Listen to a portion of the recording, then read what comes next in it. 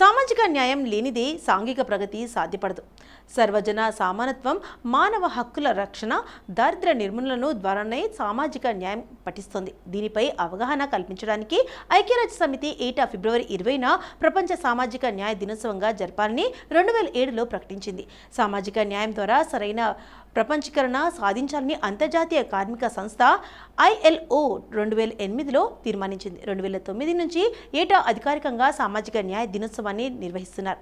అత్యధిక దేశాల్లో చిరకాలం నుంచి ఉన్న అసమానతలు, పేదరికం స్థాయిలు, కోవిడ్ మహమ్మారి, ఉక్రెయిన్పై రష్యా యుద్ధం వల్ల మరింత పెరిగిపోయాయి.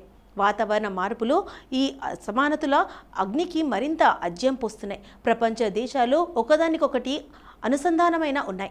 ఒక చోట సంభవించే పరిణామాలు మిగతా దేశాలపైన ప్రభావం చూపుతున్నాయి. అందువల్ల సామాజిక న్యాయ సాధన అనేది ఓ పక్క దేశానికో లేదంటే కొన్ని రాజ్యాలకో మాత్రమే పరిమితం కాదని, అది ప్రపంచమంతా ఏకతాటిపై నిలిచి సాధించాల్సిన లక్ష్యమని స్పష్టమవుతుంది. ప్రపంచవ్యాప్తంగా చాలా దేశాలు వివిధ సామాజిక న్యాయ సాధన పథకాలను అమల్లోకి తెచ్చాయి.